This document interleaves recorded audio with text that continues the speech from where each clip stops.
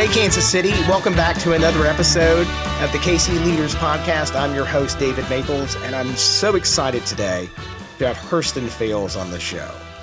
Herston Fails is the new Chief Technology Officer of Storytailor, an AI platform and startup here located in the Kansas City area. More than that, he's a technologist, a speaker. I would say he's a futurist, and he actually, I think most importantly, has hosted a lot of events around town that help bring various parties together and understanding of technology, and is bridging kind of the divide between those who understand technology and those who do not. So, Herston, thank you for being on the show. Thank you for having me, David. I appreciate it. So, I want to dive in here for a minute, just the beginning. Yeah. So, Storytailor. Yes. Okay.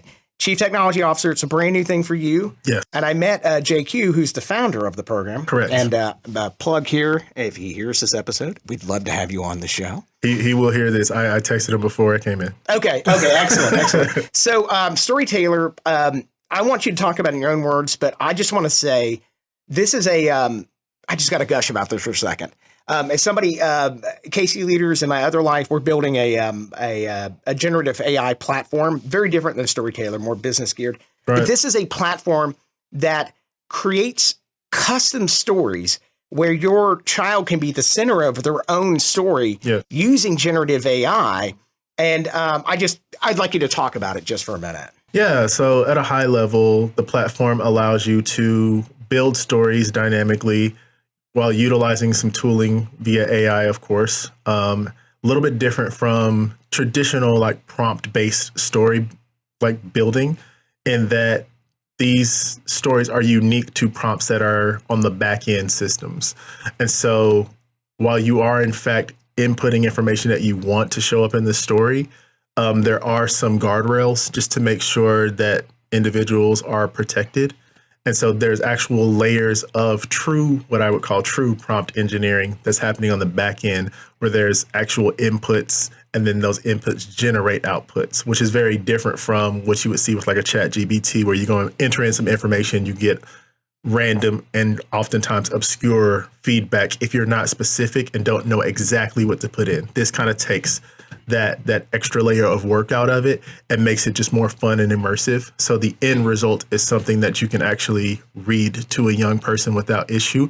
And we give you an ability to make some edits once that story is generated, if you're not necessarily pleased with everything that comes out.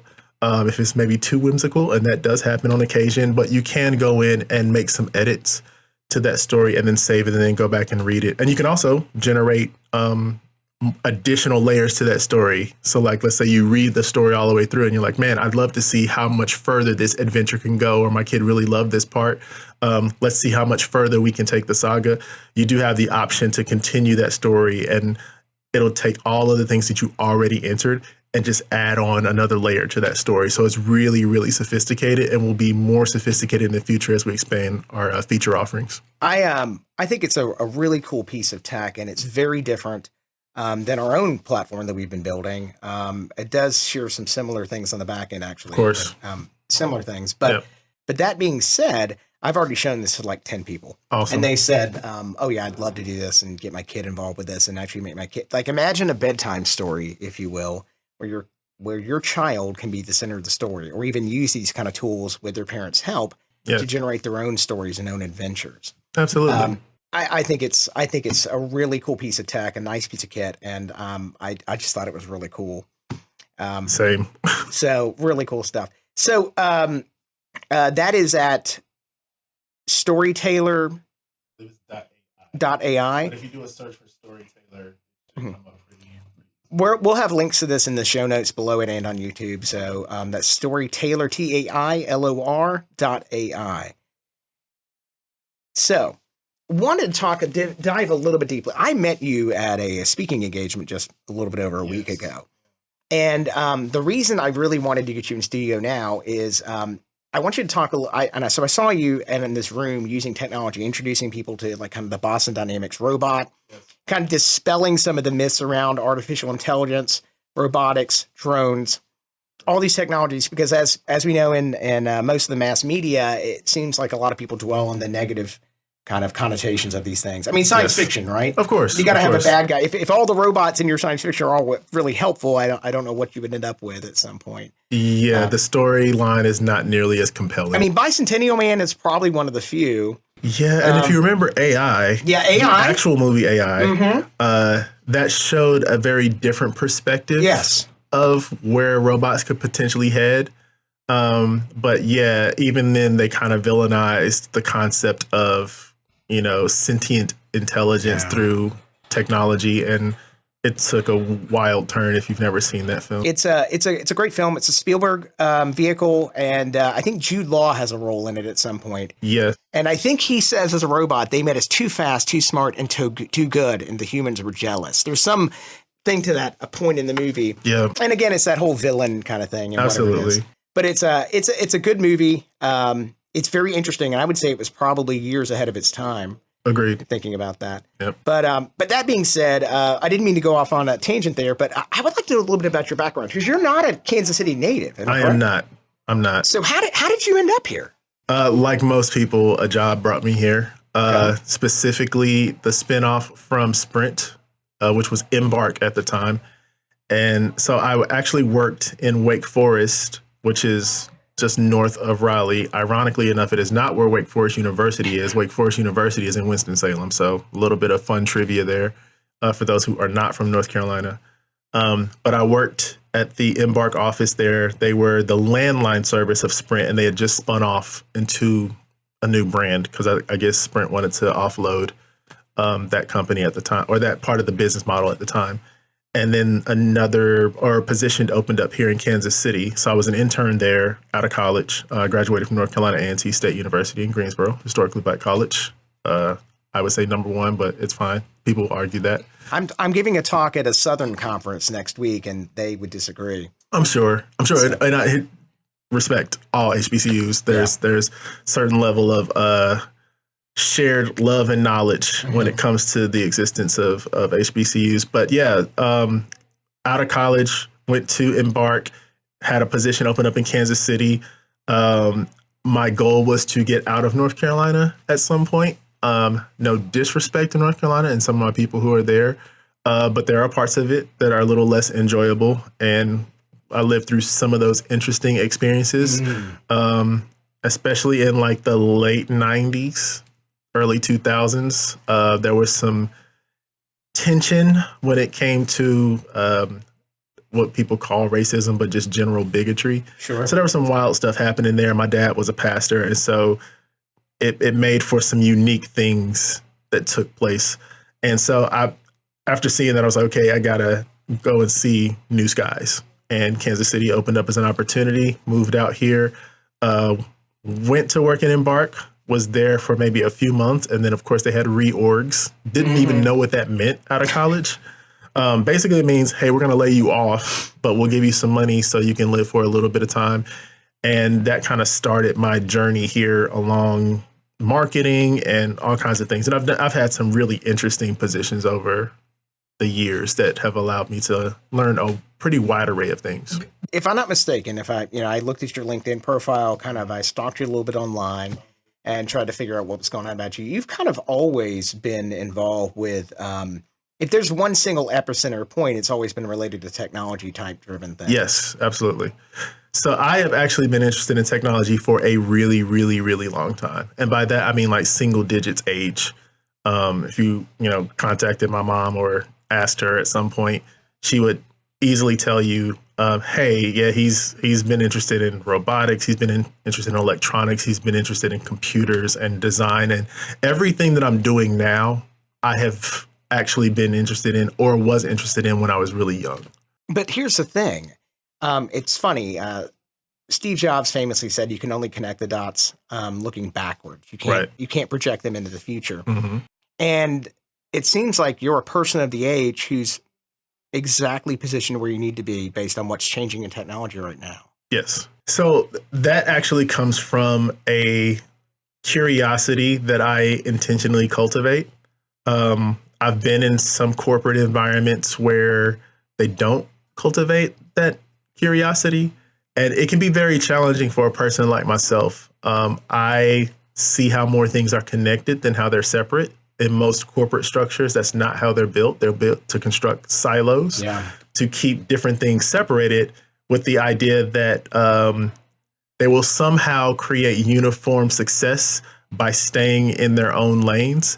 Where for me, I'm like, no, I can see how disparate things are connected. And then I work to bring those things together to help people understand that there are more opportunities that are available if they so choose to explore them. So based on where you're at now, from working at Sprint as an intern to now chief technology at a really promising startup, what do you find most rewarding about what you get to do? Inform people.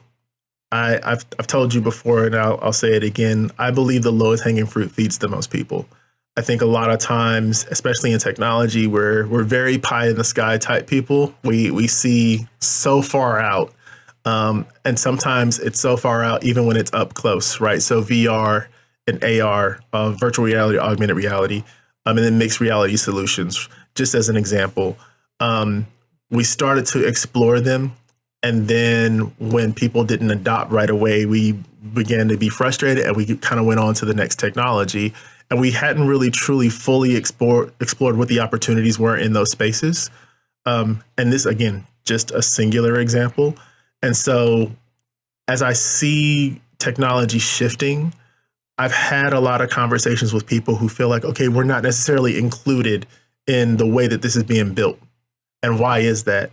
And my thing is, let's not wait until things get built to then get frustrated and angry because we don't see ourselves there. And then the narratives and the stories start to get built post the development process. I'm saying we can get involved earlier, but I understand that not everybody knows what's happening. Not everybody's familiar with the language. Okay, let's bring everybody as up to speed as we possibly can, explore opportunities, and then we can take off from there to help more people get engaged in the processes of building these technologies, but also being involved in finding, some success as well as some financial opportunities in the space. It's really interesting. Building technologies that address bias, that are inclusive, it's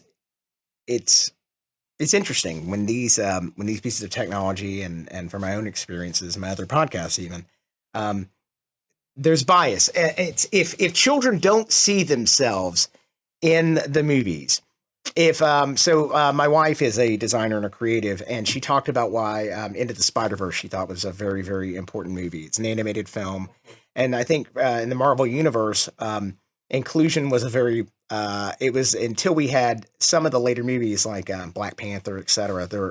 There was no inclusion originally early on. Am I wrong in that? I'm not trying to vilify Marvel. I understand no. I think Marvel did a good job in terms of trying to slowly begin to introduce different ethnic groups into the universe, but Marvel is a bit of an outlier in that, one, it's fantasy, but then two, they actually had beings from other planets, right? Fair. So there's a level of inclusivity that comes just by nature of the fact that there really are different races of beings that would unify to, take care of or accomplish a singular goal. Now, was a lot of it projected through a predominantly Anglo gaze? Yes, but that's because Stan Lee was an Anglo male. Yeah. Now, there were other animators and creators during the time when Marvel was being built as an entity that started to introduce a lot of other characters of color, but it takes time in their timeline to build them into the infrastructure because that's kind of the nature of the way that they built the comics. Now, comic book nerds, don't get mad at me. I don't know all the timelines. I don't know all the splits. I will admit I don't have a treasure trove of original comics from certain periods of time. But I'm just looking at things from the perspective of how they've built out the narrative in film. And they did include a lot of the stories that are starting to incorporate more people into the fold. And there were outside social pressures that led to that. I mean, we can't be disillusioned and think that those things did not have an impact on it. But if we're honest about that specific entity, they were kind of starting that path anyway. It's been more difficult when it comes to actual technology than the fantasy world, because it's still not uncommon that when I walk in the room, I'm the only person. Sometimes I'm the only African American in the entire space. Oftentimes, I'm the only person with melanated skin in the place. And you'll hear me use certain terms because I try to be very intentional about my own awareness when it comes to ethnicity, nationality, culture. I'm not one that gets too deep into the race part of it, not because I don't believe in racism as a construct, but I think we fall back on the idea that, oh, it's a social construct, and we leave it at that. Sure. While it continues to kind of not pay homage or even take into consideration the different ethnicities and cultures that make us. And so it can be very limiting. And so while I understand the history of it all, again, had to learn it and grew up in a household that was steeped in it, I started to understand the humanity part of it and then try to offer a level of respect when it comes to that part. And then everyone doesn't have the same type of like singular identity. Sure. And so I'm just prefacing what I'm saying with that. You'll hear me say brown people, you'll hear me say African Americans specifically, because those are the specific groups I'm talking about. And while I understand singular terms like black and brown, they are very reductive because not everybody either recognizes themselves as a singular color. And some people are perceived in a specific way ethnically, but they're not necessarily that. So with respect to everybody and where they come from, I use very specific terms. So I'm laying that out now. I did want to say one thing about this, and this is not to add on. I just remember my wife graduated from the University of Georgia with a degree in fine art and animation in 2002, I believe it was. She was the only female in that program. And I just remember one of the nights they were inviting her. They didn't invite her. She showed up, they were playing Counter-Strike. All the boys were playing Counter-Strike on the computers in the computer labs. Okay. And she wasn't allowed to play. Interesting. And it was really weird. It was like they couldn't let, and I know things have changed. I mean, we had that terrible Gamergate thing a few years ago. And I mean, it's just interesting how these things are changing. And I'm glad to see women starting to be included in the tech sector. But still, if you're in Silicon Valley, if you're not a white man, I mean, that's kind of Silicon Valley still. I mean, it is, It's changing a little bit, but you know. Well, it's not really changing as much as we think it is. I think the measurements shifted. And so people take great pride in the most minor accomplishments. Oh, so we promoted one person in our company, and now 1,000%. It's not. It's very it's nominal and relatively insignificant when you look at the actual data itself, because people are chasing major numbers with minor percentages. So if I hire one more African American person, well, I have 100% increased my diversity in a group. And statistically, that's accurate, but you only had 3 people on staff. And so you hired 2. Yeah, okay, then don't, guys, I know that math did not match. But my point is, like, that's how a lot of companies are measuring ethnic success and diversity and inclusion. So it's wild. So to restate this, I have 1 African-American man working on my staff. I add a second one. I've doubled. Correct. My racial diversity. Yeah. I mean, that technically is, the math is correct. The math checks out. That's just, because you can't have half a person. That's insane, though. That's insane. It's absolutely insane. It's asinine. It's mildly annoying, and it kind of undermines what people's intelligence is, you know. And unfortunately, I've been in places where I feel like that was the celebration. You know, oh, we hired 1 more African American person. We're now diverse. It's like, no. And also, diversity is not solely linked to your perceived ethnicity. That's where it gets tricky, because people will say, well, we're diverse.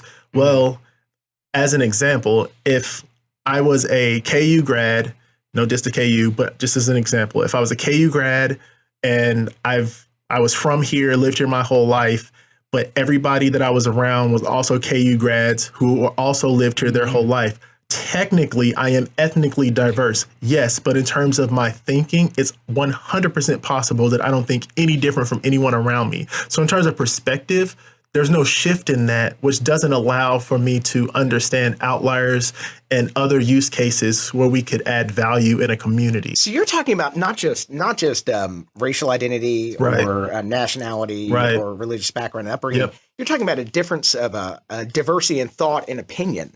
Yes, and lived experience. Because that does make it very different. Absolutely, absolutely. See, because I'm not from Kansas City proper, right? Mm-hmm. I view the city in a very different way. And again, this is not to disparage anybody who lives here, but what I found very interesting is there's a lot of like area-based tribalism. Yes. And so there's this thought that like, oh, I live on this side of the state line, I will never visit the other side of the state line. And it's like, well, there could be millions of dollars of opportunity on the other side. Yeah, but I'll never go over there. It's like, okay, well, that seems not that smart from a business perspective, nor from a lifestyle sustaining perspective. It is interesting it's weird. Because Kansas and Missouri have both very different traditions, and I'm not originally from here. Right. But if you live in Independence versus Olathe versus Raytown, all these different areas, and I've only kind of just been experiencing. I love the city. I feel like a lot of stuff's going the right way. Me too. And but it is interesting. Sometimes I in this podcast right now, we are technically in the quote unquote Northlands. I didn't know what that was. Yep. And I'm like, and I don't understand that because I grew up around Atlanta, Georgia, and everything was 2 hours away. Yes. In Atlanta, it's sprawling, everything. And so for me, I'm like, I can be downtown in 7 minutes. Yes. That is nothing. And somebody's like, oh, you're north of the river. And I was like, is that the bridge? I don't know. I don't know what that, I mean, when it's 7 minutes, I'm like, that's nothing. I could probably ride my bike there. There's a very interesting language in the area. Yeah. And it's not until you really understand how that works, how to navigate it. And I want to be clear about something too. There is a very specific type of history attached to the way that people feel. And I do not want to negate those feelings because there is a very true like lived experience for generations that people have had here. So while I understand why people may feel a specific way about what side of the state line they visit, what cities they will go to and contribute to or not, I respect that. But on the other side of that, that also kind of holds the cities back a little bit, just in terms of how far we could progress if we could find true common ground. The only challenge is that, and I think this goes back to what you stated earlier, there are unresolved issues like in most cities. Again, I'm from North Carolina, specifically the Triad, High Point, Winston-Salem, Greensboro. Greensboro has its own unique history. Again, it's the East thing. So it's on the east side of Greensboro versus the west side of Greensboro. There's some very specific, unique differences. And the architect of that divide is from here, J.C. Nichols. And so when you know the history of that was one of the first things I learned when I was here. I was listening to KCUR. I don't know if we can plug them, but sure. Yeah, KCUR is awesome. I was listening to them and they were breaking down the story of like the covenants and just like redlining and all the stuff terms that I had heard, gerrymandering, all the terms that I had heard, but the origin story I was not as familiar with in terms of like what created the structure. It wasn't just racism. There was like, when they say systemic racism, it's about constructing a actual system, much like computer-based systems that run very specific functions and conditions. So I'm kind of like bridging the gap of technical language and what we know to be human existence. And they make these things so that they run on their own, but they build it into law and very specific type of structures. And a lot of that stuff is still pervasive today. And so this goes back to what we talked about with biases and systems. Again, back to the connected things. This is how my brain works. And so a lot of times the reason that we see those disparities, those challenges, those issues with bias in programming is because we live in a programmed kind of society. And so that stuff translates into jobs. Those jobs are often, especially in our world, are in the technical space. And people have these biases and these bends that they're not as aware of. It's not at the front of their mind, but it's ingrained through like different levels and tiers of indoctrination and just teaching over time. And so now it's just a progression of a system that's happening outside now showing itself inside. And so that's what we're seeing when we look at AI, when we look at any of these emerging technologies that are exclusive or seemingly exclusive. We're just experiencing what we've already had on the outside. It's just accelerated in this system because computers are truly binary. Yeah. And that's the trick. that's where it gets a little hairy. So it's a real challenge. It's really interesting what you're saying there. And full disclosure, the producer on this podcast right now currently is in Greensboro, North Carolina, right now. That's Devin. But it's interesting. I grew up in Georgia, but I'm from Birmingham, Alabama. Okay. Which I don't want to say anything bad about Birmingham. It's got its own unique history. That's the best way to say it. But redlining in Birmingham, Alabama, as it was called for a while there, is a known thing. And, these things are systemic. They're in our systems, and we have to find a way to break those things moving forward. I think any city that really wants to be kind of a city of the future needs to think about I think the experiences can't be diminished. I think it's important to know where you came from, but I think it's incumbent upon all of us to see if we can fight against those systems and say, that's not how it should work in the 21st century. Right. That's at least my thoughts on it. Or if we use our lingo and language disrupt, because sometimes it's very difficult sometimes to fight an undercurrent. Sure. Right. And so what you have to learn how to do is how do you swim on top of the water, right? What does swimming on top of the water look like in some of these spaces? Because sometimes you have to overcome those challenges, but not fight so hard to rebuild broken systems. It's very difficult to do. I'll put it in my own language. There are times when I'm building a project and I've gotten super far along in it, right? And I forget what the name of, there's a specific type of, I don't know if it's a bias, not a bias. There's a specific type of psychological dynamic where you feel like if you continue to do something and you suffer a loss, that it is a total loss, right? And that often blocks us from moving forward. And so what I found is that sometimes you got to scrap it. I just recently got off a project that I was doing something creatively for. And a part of the process was I created this this texture for this project. And this particular texture, it does not work outside of the program. You actually have to do what's called baking these images and then relayer them to make them work. Well, if I was going to fight against the program, I would keep trying to force the program to do what it does not want to do and what it won't do. Instead of saying, okay, how do I swim on top of the water with this? Because the undercurrent is too great. Oh, okay. So if I'm using a procedural texture, which is what it's called, I have to export each of the layers of the procedural texture into their own images and then reintroduce them into the model. Now, did it take me time to do that? Absolutely. But if I wanted the end result of having the model fully textured, this was necessary to get that done. So I had to address that issue by going in and fixing it. And again, that's not to say I should go into this software and reprogram it to allow for procedural textures to work outside of it. That doesn't make sense. And that's oftentimes what we do in our spaces. But to fast forward to what's happening right now, and the reason why I do a lot of what I do, systems are currently being built. Yes. And before exclusion and changing of narrative and remanufacturing of story can truly take hold, because in a lot of these technologies, bias has already played a legal role in people's lives. There's already been false identity arrests, and you can go look it up. New York Times did a whole story on it. There was a gentleman who was falsely identified by a computer vision software built into a camera, and it said that he had committed a crime because based off of something else that happened, he met a certain threshold of similarity to the person who actually did it.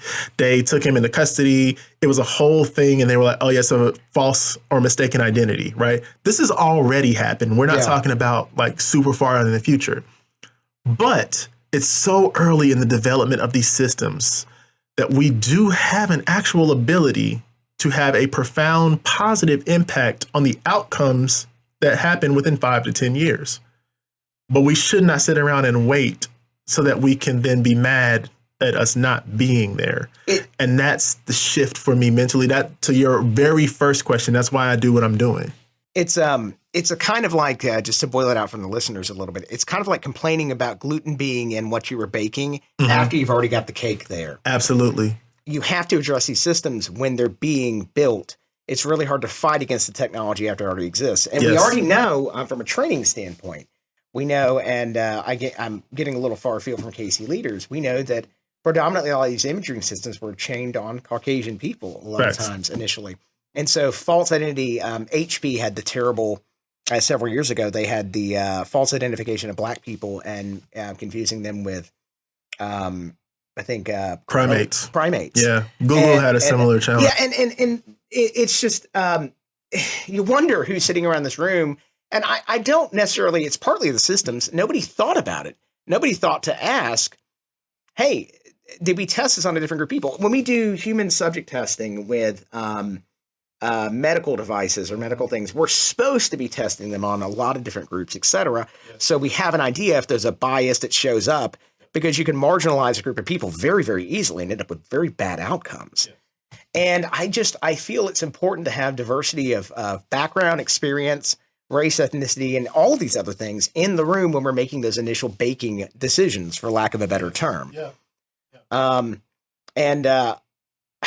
I'm so glad you're in this space.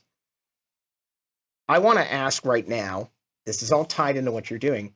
What are you doing? What ways are you contributing to make Kansas City a better place to kind of live, play, and work? Absolutely. So I've gotten very involved in Keystone Innovations collab with Kevin McInnes and everything, and as well as Craig with BXKC. Mm-hmm. We're building an ecosystem of creatives, of just individuals in the area. It's a fantastic place where you can actually go physically and meet and share ideas and thoughts. My contribution to that space is we have an emerging tech talk or segment that happens on the fourth Wednesday of every month. And so what happens is we kind of line up speakers and a specific subject matter that gets covered to help inform people of things in the emerging tech space. We have full on like presenters. And then what I typically do is I'm in the 7 o'clock hour. I do kind of a super high level of some type of emerging tech. We talk about the myths. We talk about the key terms to bring everybody up to speed. And then we talk about opportunities, right? We don't sit around and hyper focus on all of the negative things. We'll leave that to external media. We'll leave that to other individuals. And let me be frank about this. A lot of times that negative narrative that you receive is from people who are not actually in the space. They've not actually done anything in the space, right? So for me, I get intentionally involved in these things so I can speak from experience. So I have bought an NFT before. I'm familiar with how smart contracts work. I've gotten into the AI space. I understand how the prompts work. I understand what a large language model is. I understand the impact, the potential impact of computer vision on our everyday lives. I was able to work with Evergy to get the robot in person, to get the Spot robot from Boston Dynamics, Evergy calls it Sparky, to a place where people can see it in real life. I tried to facilitate, I facilitated them bringing their drones out so people could actually see a real drone fly around if they had never seen it before. Let's put this technology in front of people so that like the movie narratives and the external narratives from, again, people who are not familiar with the space, so they can actually see what it is and then start to think about, how can I utilize this in my life? How can I overcome fear that 9 times out of 10 was manufactured from somewhere else? And now look at this as a place of opportunity.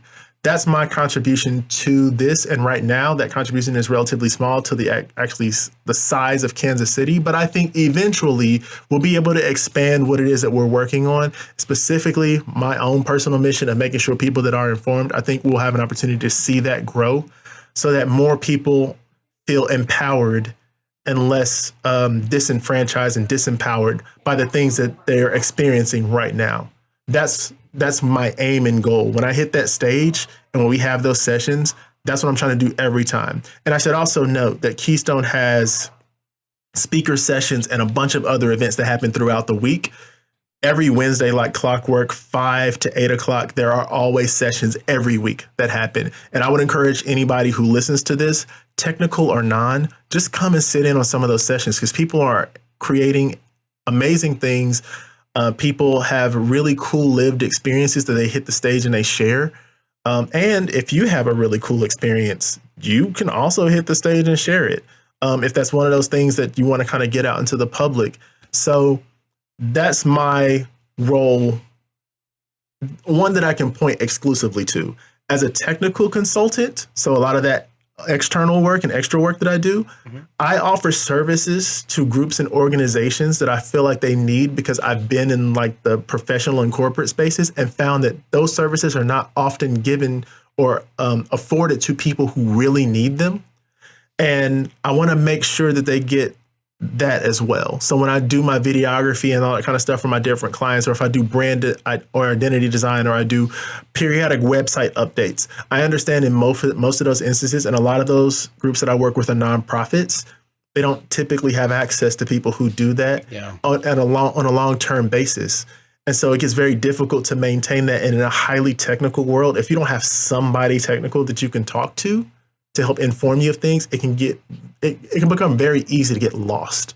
And so I just try to remain a resource. I try to remain available to a lot of those companies and organizations that need that type of help, because I understand that one, they've probably been misinformed, and two, I don't want them to make an investment in something that doesn't have any long-term returns for them. So that's the role that I play, both in professional capacity as well as the work that I do in the community.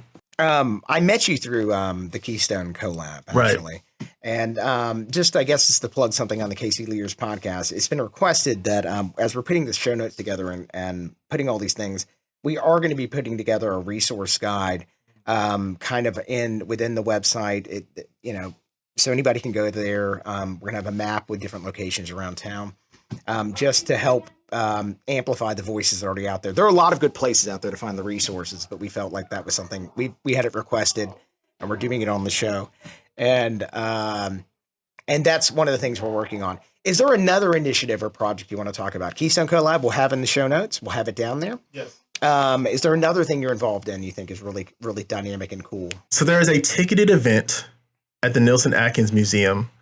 I had the honor and pleasure of creating a 3D rendering that will be minted as an NFT in celebration for the 90th anniversary of the Nelson Atkins Museum. That event will happen on the 16th of November. But again, it is a ticketed event because they're only going to mint so many NFTs. So you have to have that in order to show up. It's open to the public, yes, but you also have to have proof that you've purchased a ticket for the event. I'm trying to be very explicit about that because I don't want people to show up to the museum that night and think, oh, I'm just going to get in. No, you have to have acquired a ticket. All right. So when this episode is airing, this will be next week. It'll be next Thursday, the 16th. And this is airing on, I believe I have to look at the date, but this should be Tuesday. We're recording this a week before that, or just a few days before. Got it. So you may miss it, but it's okay. Just know that it happened and it was cool. It was cool. This episode will be up a week before that. That is our guarantee. Okay, cool. But if you can get a ticket, we're going to have, as we do on our socials, we're going to have links to that so you can get tickets if they're still available at that point in time. Right. It's a great event. I'd recommend everyone to go out. Don't miss it. You can meet Herston in person there.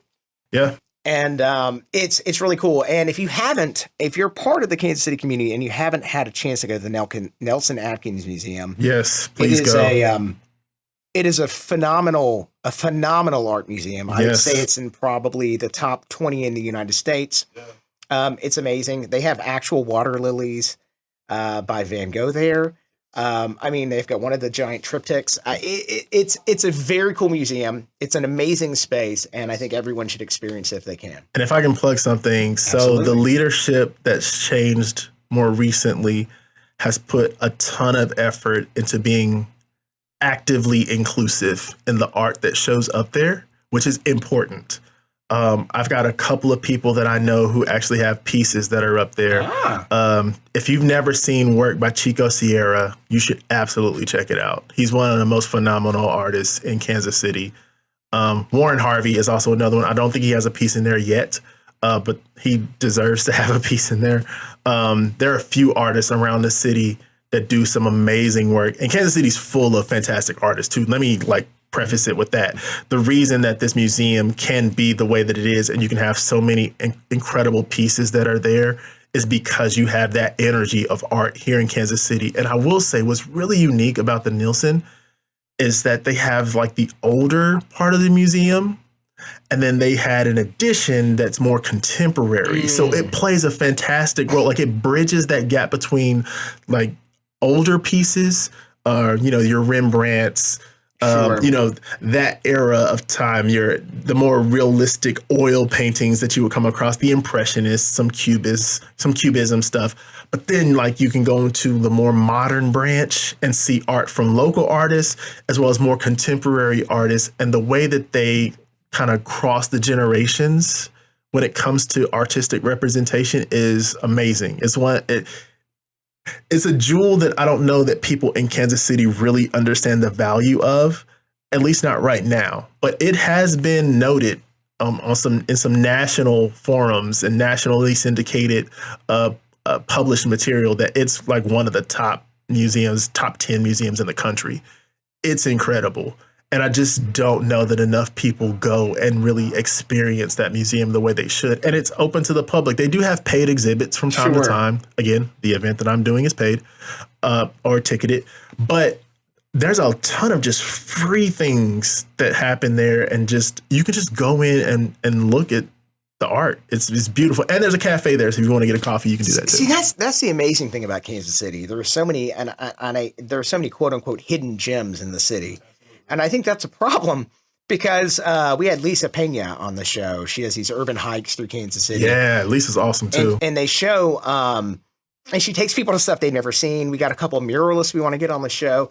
There is so much in the city. It's like you turn over a rock, you're like, I didn't know that was there. They have the Negro Baseball Hall of Fame is down there. We have a jazz tradition. There is just so much. And I don't mean to go too overboard with this, but this is a cool freaking city to be in. Absolutely.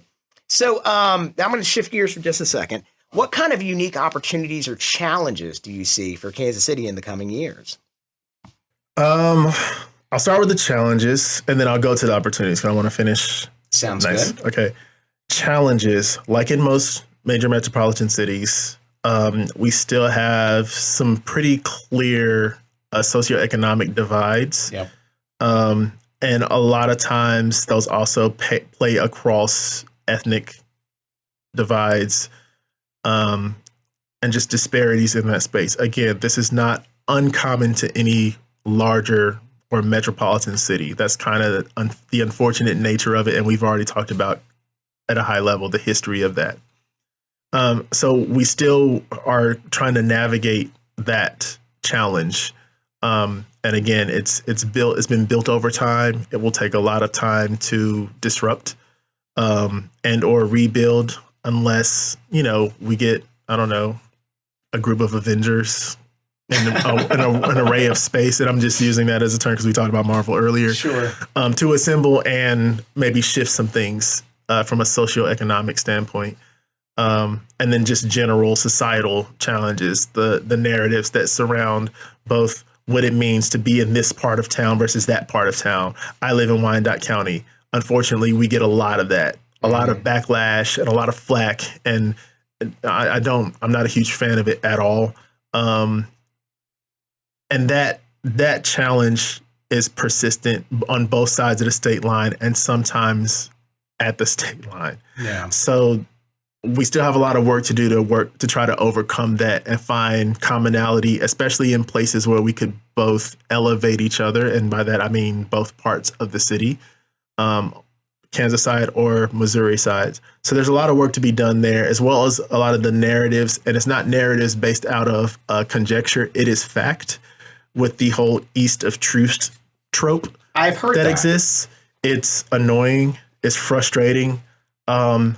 I am in contact with and work closely with a lot of people who are putting in real work, ground level work to overcome the challenges of that narrative and the idea of the disparities that come from, again, tropes, just negative tropes that don't really speak to what's actually happening. So I heard this probably within my first month here being in town. I was told, oh, you don't go east of Truce at night or something like that. And I don't want to misspeak this. It has to do with some kind of it's almost like a racial dividing line or something. Is that it? Or is it economic? So I can't speak in super depth of the history because I'm not from here. Sure. So with respect to everybody who has a much deeper history than me, and I would even encourage you to maybe invite someone. I can fish around for some more historian. I would love to bring some people on the show. Yeah, I'd prefer to get a historian, but I'm going to give you like the top level as it was described to me. Okay. There was, of course, during, man, this may even go back further than that, because you also have to understand the history of Missouri, and that state line as a divide also became the divide between enslavement and freedom during the period of enslavement, yes. Right? Cross that state line, free state versus what they called at the time slave state, right? And so there's still that history there. Well, if you take that and extrapolate it over time, you go through, post-enslavement, Jim Crow era, on through, and I mean, I hate when this happens, but for the sake of the time, I'm time jumping to the civil rights era because there's a whole litany of years in there that people dealt with challenges, struggles that were manufactured based off of a mentality, right? So it's steeped in that part. Then you have the whole covenants thing that then took red lines, and through rough redlining and gerrymandering, you took people and forced them to certain parts of the city. Yeah. Typically for economic reasons, but most importantly to continue to play into the racial divide part of things. Then 71 was run through the city to further reinforce the divide, because it's much more difficult for you to cross a highway than it is a street. Yeah, it's the same reason why in cities you always look at major divides, waterways, and railroad tracks. So it's railroads in Greensboro. And Birmingham, Alabama. It's yes. railroads. So east side, west side, there's literally a railroad that runs right through the middle, and that's the divide. That's when you know you've crossed into a different side of the city. So in this case, it was highway. And then you also had Troost as another dividing line, and that became the whole east of Troost thing. So essentially what happened, again, high level, pleasing, I encourage you, bring a real historian up here. I will. But there was intentional disenfranchisement by removal of resources. And as that began to be essentially bled out of these areas through a bunch of different things, from taxes and abatements and all kind of stuff, the rigmarole of the bureaucracy that comes with city governments. Over time, the jobs, the economic infrastructure was both dismantled and removed. And so you not only displaced people, but you also remove their ability to live by pulling out the economic part of it. Because a lot of these areas were thriving in their day. And just like you saw in Tulsa, Wilmington, North Carolina, Greensboro, North Carolina, a lot of cities around the country. I believe that it also happened in like New Jersey, and then you have some stuff happening in Philadelphia where like they bombed areas. That kind of stuff was happening everywhere. In some places, it was actual bombs. They literally bombed a city. They literally set stuff on fire. I mean, the Tulsa 1921. Total bombing. And a lot of people don't even know that happened. Government sanctioned. Yeah, absolutely. So that happened. But that didn't just happen in Tulsa. It was happening everywhere. But in other places where people wanted to be a little less overt, they took the covert route and said, okay, so what we'll do is we won't allow for business loans beyond this point. Or specific businesses will get loans over here, but ones that allow for a diverse array of things, they will no longer be allowed over here. So if you want to drop a liquor store over here, you want to drop a laundromat, no disrespect, but you want to drop things that make areas look socially disadvantaged, we will fund that. But when it's time to fund like a coffee shop or a sit down restaurant or clothers or like tailors, things of that nature, no. We're not going to allow for funding based off of zip code, based off of street. We won't allow for loans to happen. And I can't prove it. But again, talk to a historian. I would imagine that there was a potentially concerted effort through different financial institutions to not allow for that to happen because a lot of these people were connected. You have a lot of families that are tied into these institutions and they speak to each other. And it's essentially a situation of like strategic networking to disenfranchise people to allow for others to remain. So there's that undertone of Kansas City that still has yet to be addressed. Some of it deals with overall guilt. Some groups do not want to be affiliated. They don't want it to be known that they played an active role in the full-on disenfranchisement of an entire area of a city.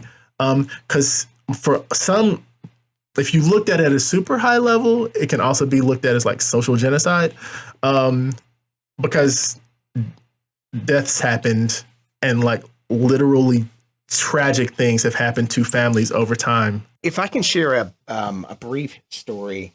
So in high school, in the mid to late 90s, I worked at Taco Bell. But I was building computers, and I got hired by a real estate office to do all of their IT and infrastructure. Oh, I think I see where this is headed. Yep. And I'm there, and I was working late one night, and in the cubicle next to me, a couple of real estate agents, and I'm not going to say the name of the agency I was working for, so it doesn't matter. But if you happen to listen to this show, Neil, Dottie, hi. The point about it was that I heard them over talking one night. They said, "Oh, do you know what Tim did?" And so I'm, sitting there working I'm running cable after hours. They said they're going to move. He's talking about moving a black family into that neighborhood. Mm-hmm. He can't do that. This is in the 90s, man. Yeah. And it literally was. And I think that was my first, and I was 16? That was one of the first times where I said, it was something I heard. And I said, that shouldn't be happening. And I just remember I was in that office and I'm some know-nothing kid, and I heard that.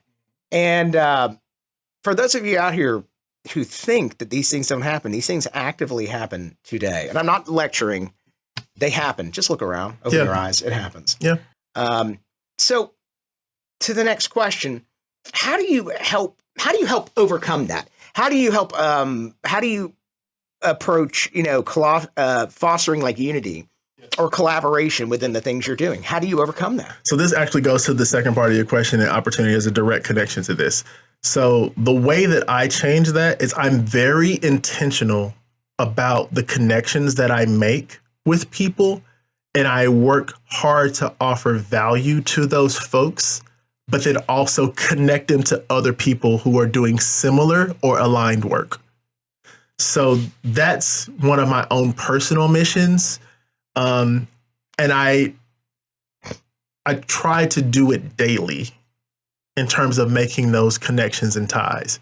So my active role is in, okay, hey, I know you have a fantastic podcast. David has a podcast. Okay, I have a friend, Lewis, who is a technologist, brilliant human. He and his wife, Arlene, are creating something amazing. I don't know that you all have met. No. What typically happens is people say you should meet someone. Yep. And then you never hear anything else about it. What I try to do is say, I have a friend that I think you should meet. Let's set up a time. What's your availability? Yeah. I hop right into availability. And then I say, okay, let me quarterback this. So I'll send a message and then I'll say, as a group, hey, when can everybody meet? Right? Then I say, okay, cool. We've established times. Let's establish a location. I try to do this thing in rapid succession, right? So we don't get so caught up in our daily lives and schedules that we forget to make that connection. And my whole thing is I make the initial connection and then I'll step back. I don't have to be involved anymore. If a friendship and a relationship and a partnership and all that stuff bloom and blossom from that, cool. If nothing comes from that, also cool. The point is, you were connected to that person in real human life and were able to establish something. And by real human, sometimes that means in person, sometimes that means virtual with respect to the times that we live in. But if I can make it happen in person, I work very hard and intentionally to do that. And it's not uncommon that I'll arrange a meeting with someone and I'll say, and then I'll talk to a friend of mine and be like, "Yeah, are you free this day?" And they're like, yeah. I'm like, cool. I'm going to be at this spot. And then I'll reach back out to the person. Hey, so look, I know you and I are having a meeting and we're going to talk about very specific things, but is it cool if I invite this other person because I really want you two to meet? And I will create impromptu meetup sessions with people who I just think should at least know that each other exists. That's what I do. And then I'm also intentional about spreading out who I share my dollars with. Active patronage. Yeah. I will go to Equally Minded and I will sit with Dontavius and have a cup of coffee or chai. By the way, the chai at Equally Minded, top tier. All right. But then I'll also go to my buddy TJ over at Kinship Coffee in KCK and I'll sit down and chat with him and we'll have full-on conversations and I'll spend money there. And then I'll go over to Cafe Corazon and I'll spend money there. And then I'll go over to Cafe and I'll spend money there. And if one of my friends is selling merchandise, I'll buy it. Intention, active intention. And it's not just limited to people who I know in the area. I start with Kansas City. So if I know people in Kansas City who are doing these specific things, I'll make sure that I make them a priority in terms of how I spend my next dollar. If it's in a space where I feel like I need something, I'm intentional about that. Chico Sierra, who I mentioned earlier, I've bought pieces from him. Like I bought 4 pieces from him before the murals and before this other stuff, because he's been brilliant a long time. And I'm like, oh my gosh. And so I hopped on Facebook. I comment, "Your work is brilliant." And then he says, "I'm selling things." And then I say, "How can I buy them?" And then I arrange to buy those pieces. And then I go and pick them up from him. And I keep those pieces. I'm trying to figure out where I'm going to hang it because I don't have a lot of wall space. But the next phase is to hang them into something or like hermetically seal them. Because at this point, like he's going to be it. But I do that with as many people who I come in contact with as possible. And I make very specific recommendations to people. So you say to me, "Herston, I want to communicate with a historian in the educational space." I'll say, "Fantastic. Spark Bookhart is who you need to talk to. I'll arrange a meeting between you two and I'll try to get him up here to be on your podcast." Let's do that. Because he is an educational mastermind / historian. The level of depth that he knows about, especially KC Mo school history. He has an entire organization built off of empowering parents through the Parent Power Lab. And all the work that he does through the Parent Organizing Institute is fantastic. I've sat through a couple of his sessions and I've learned all kinds of things about superintendents who were here, what happened during these periods of time, why were there so many superintendents that happened during this era versus it. Like he goes deep into that stuff. So that's what I do. I say, David is interested in these things. I know, and this can be the frustrating part. In my experience here, and I've been here almost 2006 is when I got here. So I've been here that long. And so as I've kind of matriculated through the system, I've been in different nonprofit organizations and all that kind of stuff. Nothing irritates me more than for a person to have the contact and then like hoard it. Yeah. Even when I know you need it. So we've had a conversation and you say, "Herston, I'm building a situation. I'm trying to elevate the city by speaking with leaders in Kansas City." And I'm like, "Awesome. I'll come on your show."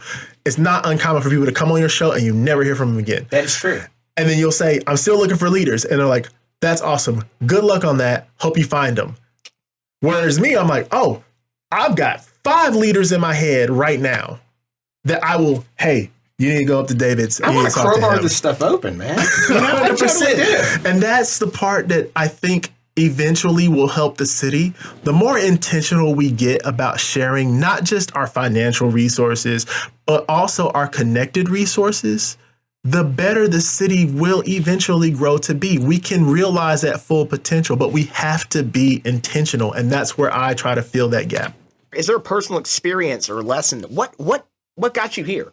I haven't heard many people say that they're intentional about putting people together. I hear a lot of people say, "Oh, I'll get you. You need to meet this person. Yes. Can you?" And then the thing for me is I have to follow them, and kind of annoy them, and say, "Can I talk to this person?" Yes. So what has shaped? Where did you come up with this? Where did this? Why is this important? Honestly, I just got frustrated over the time that I was here. Not necessarily. Well, let me back up.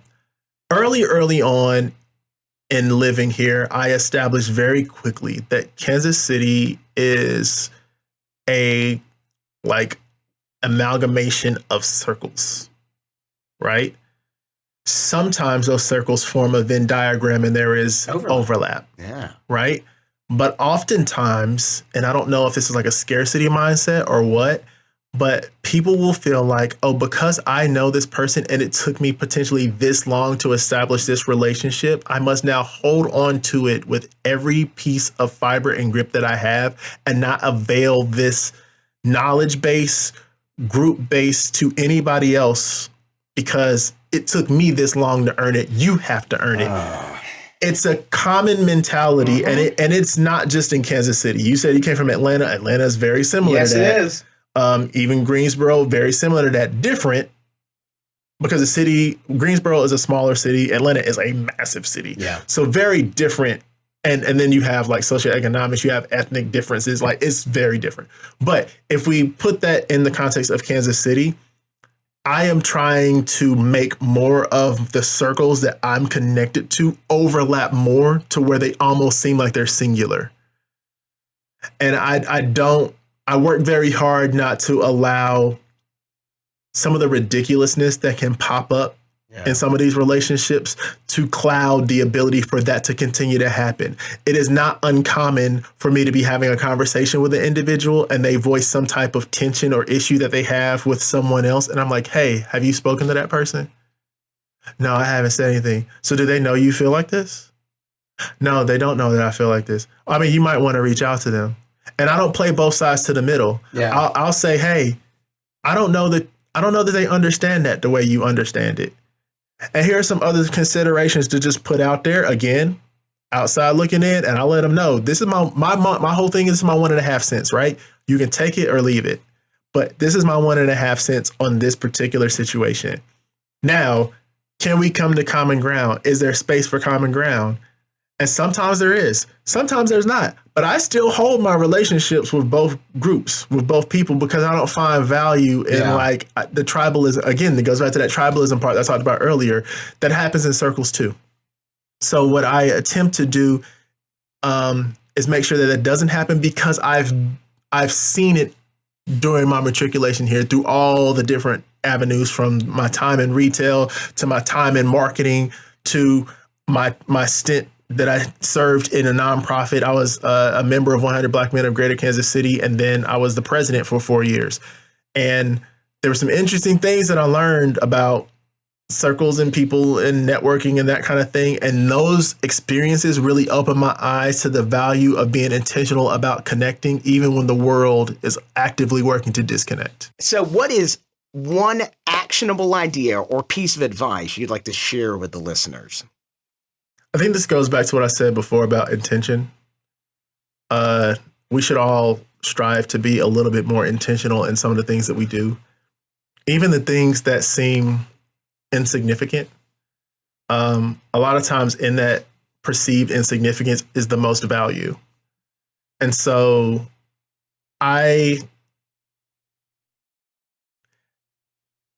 worked very hard to educate myself on a wide array of things, understanding that information will be usable at some time, regardless of how trivial it seems in the moment. I allow myself to rabbit hole on a wide array of things because it helps me to maintain that connectedness as things shift, technology shifts, perspective shift. Have you seen Dune? What? The movie Dune? Yeah. Okay. So in Dune when he's learning about how to navigate the sands. Yeah. And you have to move like the sand to prevent the sandworms from eating you, right? Yes. I kind of follow that concept, but from a learning perspective. And so when I met with JQ recently at Barnes and Nobles, I picked up a few different magazines. 3 of them were on artificial intelligence. 1 was on timepieces. Now that might seem weird to some people because I'm looking at an analog form in a timepiece, like true timepieces, not digital watches, like Audemars Piguet,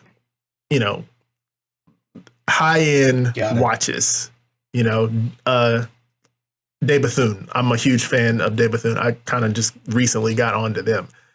And so the fascinating thing about timepieces and their intricacy is that they pack a lot of artisanship, a lot of craftsmanship in a very small package. Mm-hmm. Like you wear it on your wrist. It's super small. And to a lay person who's not paying attention, a watch is a watch. I can determine by looking at someone's wrist if it's a timepiece or a watch. Got it. There's a difference in craftsmanship. This Apple Watch is a watch. Yeah. If I see someone with a very specific brand on their wrist, it's a timepiece. Even like a Hamilton, Longines, like you have to know, like that's a timepiece. Regardless of like perceived value, it's a timepiece. There's a difference. And then there's those that people know, Richard Mille and Rolex.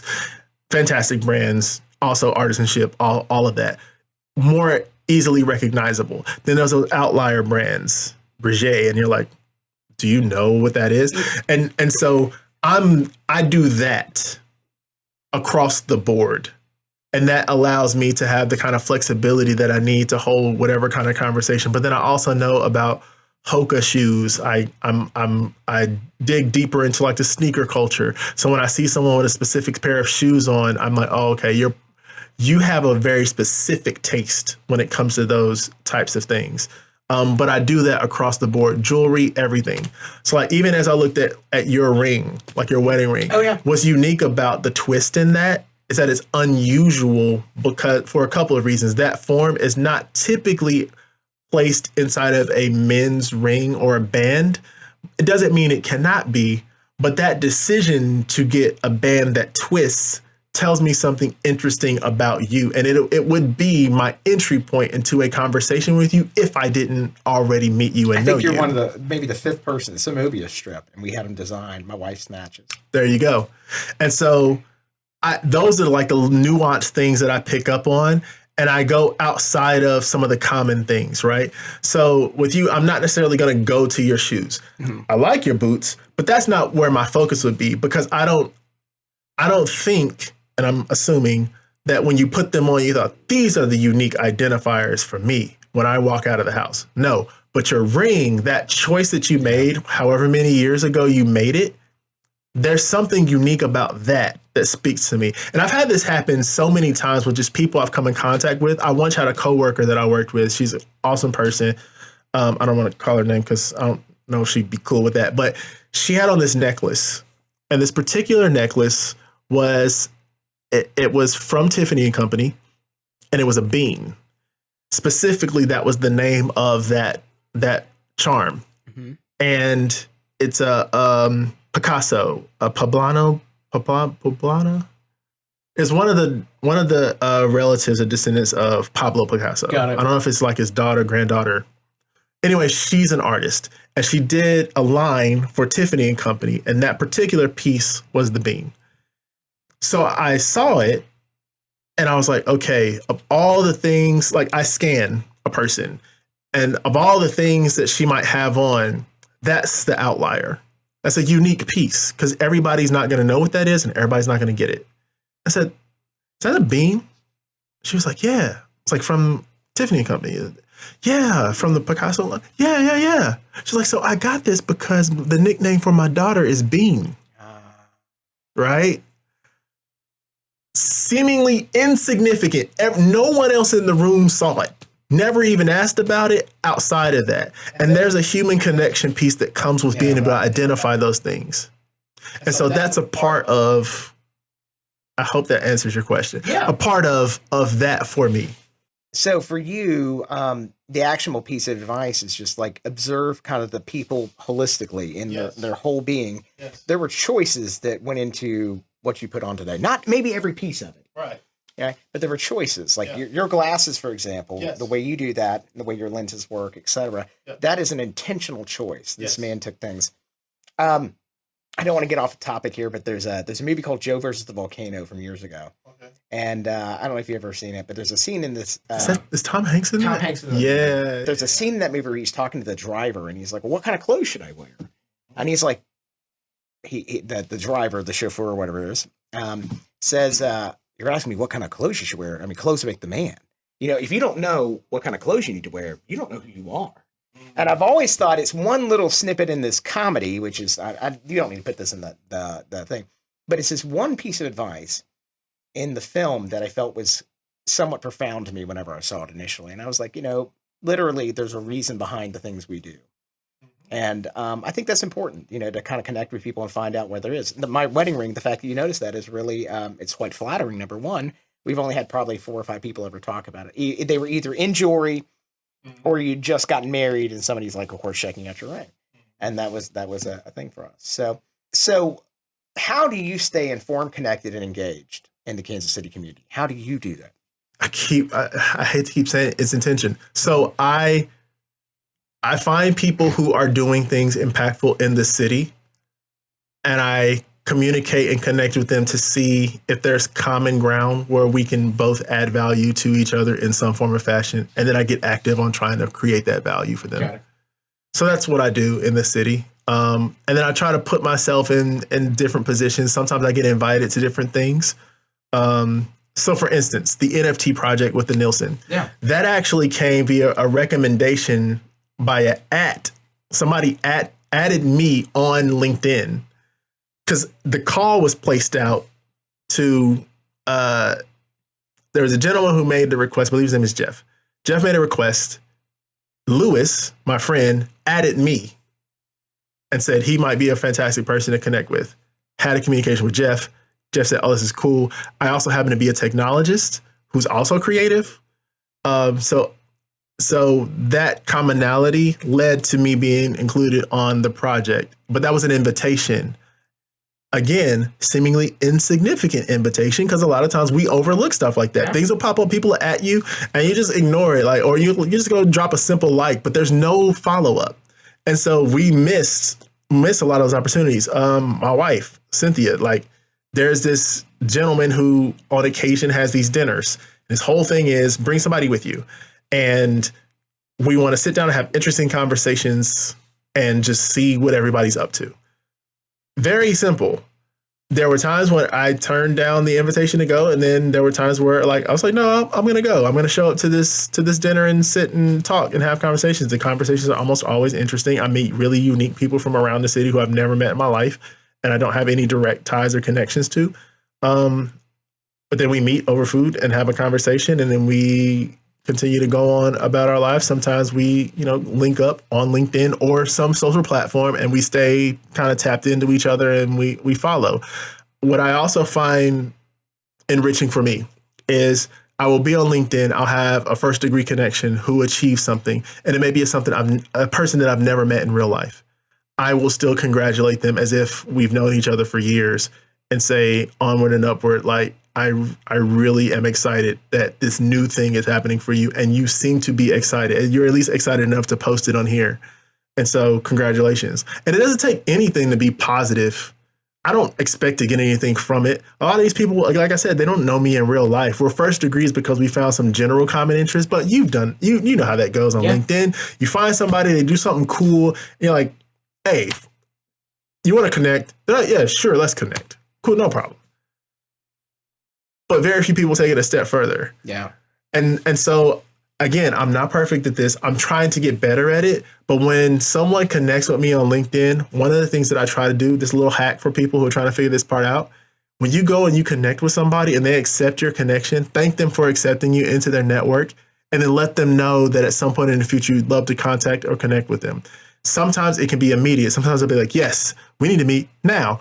Other times they'll be like, cool, appreciate that. They may just give you the thumbs up. They may completely ignore you. Not the point.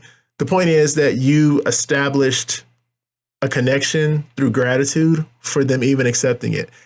What do you love most about Kansas City, and what makes it stand out from other places you've been?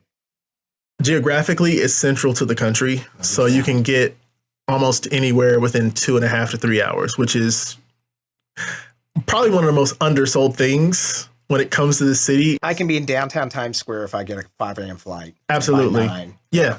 And I don't know that enough people understand the value of that logistically. When it comes to just business, I don't know why more companies aren't headquartered here, honestly. Yeah. We do have a significant amount of like top tier companies that are here, but it's wild with the amount of land that exists on both sides of the state line, how central we are. Now, people might not necessarily be a fan of the weather, especially in the wintertime, respect. But just in terms of general logistics, the ability to ship and move things, it's no wonder that Amazon has so many hubs here and they plan to get more. And it's no wonder that Meta is building one of their data facilities in North Kansas City. Like, all of this stuff is not unusual to me, but I'm surprised more companies aren't doing that. And I'm also surprised that, the states don't take on like the Delaware approach of taxation. The boon that could happen here would be astronomical. Absolutely nuts. Which goes to my second thing. The density of talent in this city is grossly underrated. Because you have so many technical companies here, I don't know that at a high level, this area is really viewed as deeply technical, because you have a high concentration of engineers, programmers, entrepreneurs here because of that. Yeah. Just grossly underutilized, and I just don't think the city really focuses enough on that. Now, that's changing. We talked earlier about one of the new designations of the city as being a tech town, so that's awesome. In order for us to really see how far that goes, we'll have to get over some of the ego stuff. Yeah. We'll have to come to grips with some of the realities of the historical stuff and find a way through, and then trust not only in leaders in singularity, but in ourselves to navigate those waters, and find the commonality through intention to grow into what we could be as a city. But there's so much value in that. And again, the trippy part is very rarely do you have the technical density and the artistic density that we have here. Again, grossly underrated. If you just go around downtown Kansas City and just see the sheer number of murals and just art pieces that are just up, I don't think the city gets enough credit for that, and I don't think the city gives itself enough credit for that. Yeah. Universally, I think we got pockets. Yeah. You got the Crossroads crowd. Crossroads is cool. Right Crossroads now, right? crowd, though. It's a crowd. It's a is. situation. Crossroads crowd doesn't necessarily vibe with the Financial District crowd, which doesn't necessarily vibe with the city or the River Market crowd. It's very interesting in that way. Bridge? People like us. Yeah. And it's weird. I think it will take a contingency of outsiders to help the city understand the value that it has. That goes to the diversity part. Yeah. And the inclusion part. And the equity part. But you actually have to empower all of those things to function in their true capacity to see the value. And I think that's where a lot of companies are getting it totally wrong. What steps would you suggest to someone who wants to make a difference in KC? Evaluate the networks that you're already connected to and determine how they may potentially add value to other networks that you are also connected to. Even ones that you're connected to in a very loose level. You don't have to have the most established relationships to make sure that all of them work. But you can be, again, intentional. And I'm sorry, there's probably going to be like an intentional counter on this. And that's fine. But attempt to make those things work together in some form or fashion. And you don't have to be aggressive about it. Just feel how it naturally works together and then work to make those alignments happen, even at a very basic level. So if it's just hey, David, I'm going to start a group text between me, you, and Lewis, so you all can just start that conversation. Okay, cool. It started. Now I'll back out. Be ready to back out. And don't look for any type of credit necessarily for the things that are happening, but celebrate when things are going well, not just for you, but for others in the area. And you'll find that over time, that same energy that allowed for that greatness to happen there will eventually make its way back to you in some form or fashion.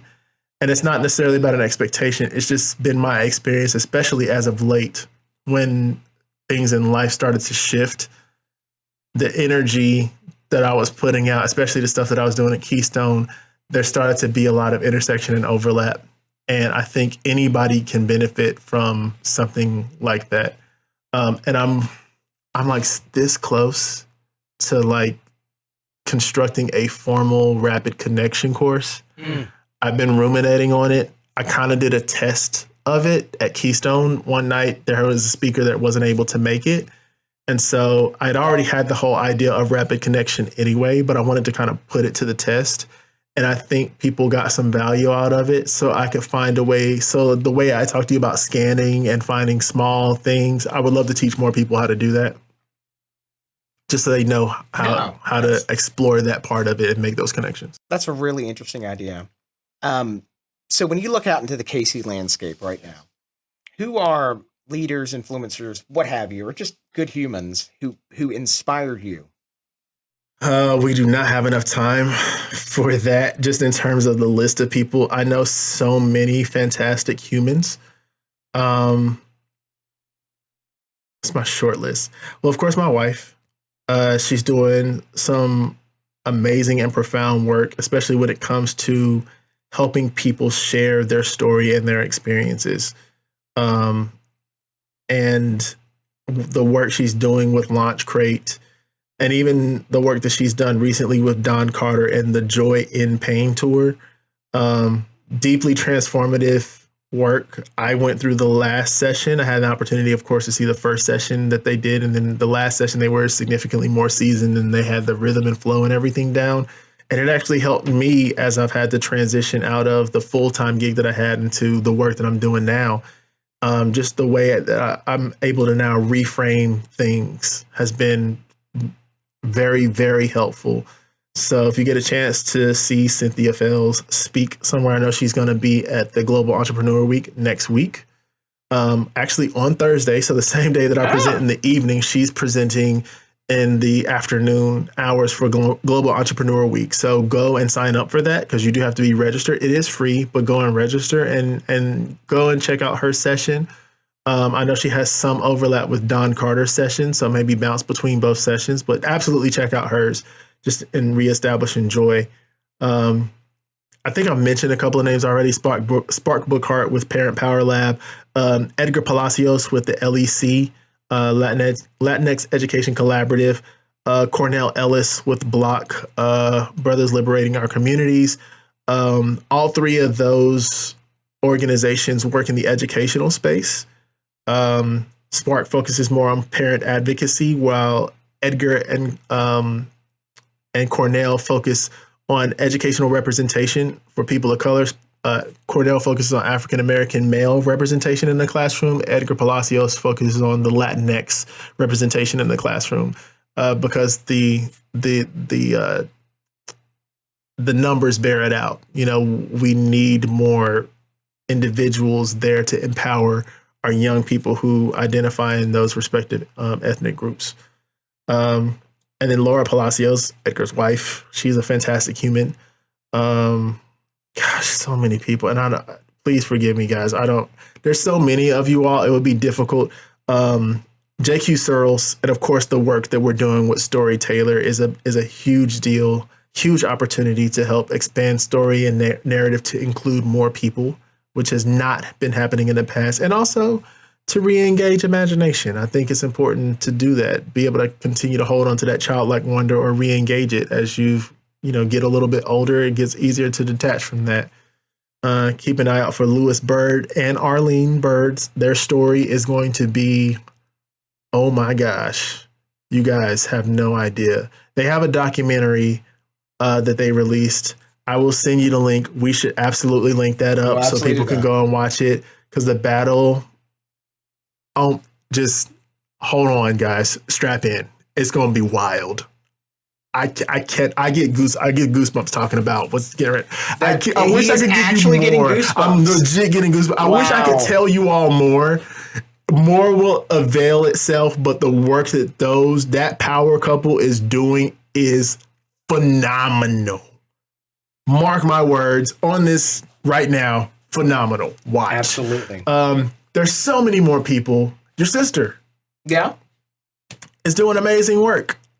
She just assembled a group of AI Avengers. I guess that's happening. We're the AI Avengers. We are There's probably we'll get that trademark and there'll be T-shirts. There should absolutely. I mean, that actually would be really right funny. There. We could totally do that. Yeah, AI. It's right there. Why not? We should do that. We should totally do that. And I can design. Yeah. It's fine. We have plenty of designers. Who else is doing amazing work? The museum. Most of the groups and organizations I've already mentioned are already doing fantastic work. The Nelson Atkins, their whole movement at Nelson Atkins Museum and their entire movement and everything that they're doing over there, it is 1000% worth a look, watch, gander, experience, all of that. So again, most of the groups, organizations, and people that I've already mentioned, you should absolutely check them out.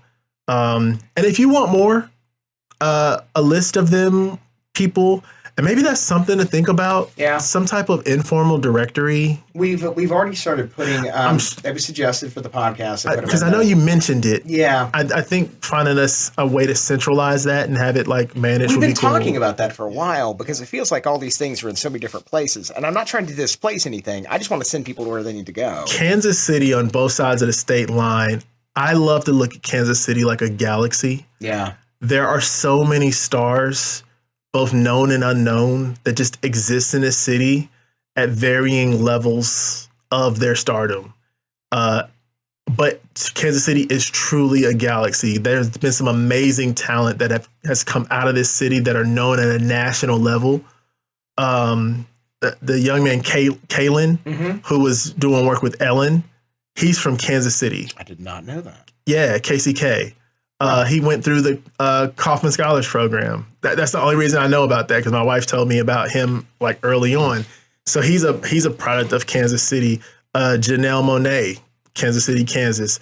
Don Cheadle and Eric Stonestreet, and like everybody you typically see who shows up at the parade. Yeah. Paul Rudd, all those people from. It's wild, the galaxy that is Kansas City, and there's so many more budding stars that are coming out of here. Davion Ross with Shot Tracker. I don't know if you've ever communicated with Davion Ross.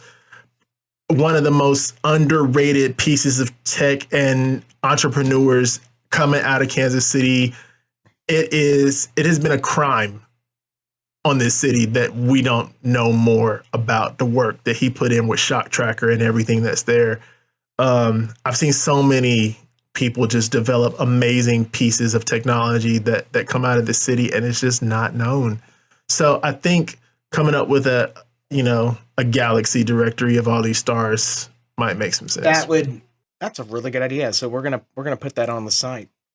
They'd already been talking about doing that, and I was just like, it was our booking manager the other day suggested, she's like, we need this. Like, when they mentioned a coffee shop. Oh, brings me to the question I almost forgot to ask. Yeah. Best barbecue in Kansas City. Okay, so my answer is a little bit complex for two reasons. One, my parents are Midwesterners.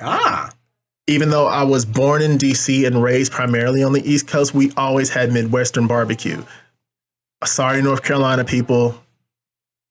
Many of y'all who I love, some of y'all, but there's this weird claim that North Carolina has amazing barbecue. I'm sorry, it's not true. They do not. Okay. If you're not a pulled pork person and you don't love deeply vinegar-based dressings or sauces and coleslaw, I love coleslaw, by the way, but I don't eat pork anymore. But even when I did, pulled pork was overrated. My dad was making brisket at the house in a smoker, like for real. Like he would stay up for hours and smoke a brisket. I did not understand the significance of that until I got much older and, of course, moved to Kansas City. And I'm like, okay, I get it. That culture different in the Midwest. So to get back to your specific question, I like each barbecue place for their own things. And then there's these weird little outlier places that like people don't really know about. So Gates is fantastic on the experience alone. Yeah. You have to experience Gates if you come to Kansas City. That's just a fact. I'm not going to give you the hints ahead of time for people who come in from outside the city because you have to experience it for yourself. But Kansas Cityans, you know, and you're probably laughing at this part right now. But also on days where it really hits, Gates' fries, unmatched. Wings, specifically at the downtown Gates, because they don't serve the wings everywhere, are fantastic. I have not had them yet, but like the natives who really know the onion rings from Gates, I heard are fantastic. I will try them at some point. But beef on bun on bread is my order, if you're wondering. Q39 is good if you want to get swanky. It's typically very loud, but their barbecue, the way they do their meats is fantastic.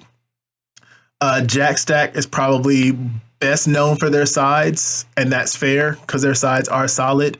A fan of their barbecue as well. It's cool sit down spot if you want to celebrate. I typically go to the one in the Crossroads. And if you're gonna do Joe's, you gotta do Joe's. So if you're going to, when you do Joe's, if you don't go to the one at the gas station in KCK, might I add, in Kansas City, Kansas, if you don't go to that one, you're doing yourself a disservice. You must go to Joe's that's attached to the gas station. It's no longer a gas station, like they don't distribute gas anymore, but you still have to go to gas station Joe's. Got it. It's paramount. Hack, order before you go, because the line gets ridiculous. And the ridiculousness starts at about 10:30 a.m. almost every day that they're open. I'm talking about out the door, round the corner line. Kansas City Joe's, formerly known as Oklahoma Joe's, at the gas station. You must go to that one. There's some other Joe's around the city. The gas station one is the one. We will link to all of this, and we're gonna have an interactive map on the website. I just announced that we're doing it, so we're doing it. Yes. We're going to have an interactive map on the website. It was suggested last week for us, and we'll get that in there where we can put all these things in there. I'd like to interview the people who run these different barbecue places at some point. So honorable mention, Hickory Log in Kansas City, Kansas. Okay. Not a lot of people know about it. It actually changed management, and I've spoken to the owner of the Hickory Log. And I hear they do karaoke nights on Wednesday, but I haven't actually gone to experience that yet. But I've had Hickory Log. It's solid. There's certain parts that I prefer from different restaurants. So if you got like into like the actual cuts of meat, each place does things a little bit differently. The burn-ins from Jack Stack are fantastic, but pretty much anything you get from Joe's is on. And I already told you my Gates order. So yeah. So with that, we brought you to the end of another episode of the Kansas City Leaders. I'd like to thank my guest, Herston Fails. Thank you for having me. Or as he likes to say, never fails. For those of you out here who want to be involved in the show or support our initiatives or support these people, please get in the website, email us. We do respond to your questions online. And I would just like to finish this up with Herston is one of those great humans who's working to connect people in the city. Chief Technology Officer at Storyteller, futurist. And the last thing I wanted to say that I don't think I talked about on this is that I met him at this Keystone Collab Wednesday night event a week or so ago. And if you could have seen the audience, fairly diverse audience, not just that, but when we talk about diversity, I'm talking about the age. There were people who were 70 plus years old there, and there were children who were 3 to 5. And just to watch them interact and watch him manage that, if you haven't seen Herston talk or have been involved, I'd love to put you in contact with him.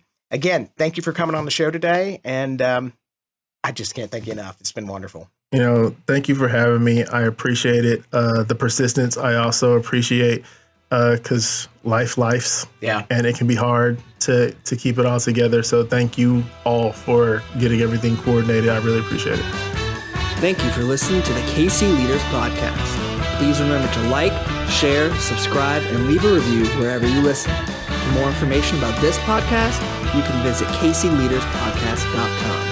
And don't forget to check out our other great podcasts like The Buck Stops Here, streaming now on all major platforms and at thebuckstopsherepodcast.com.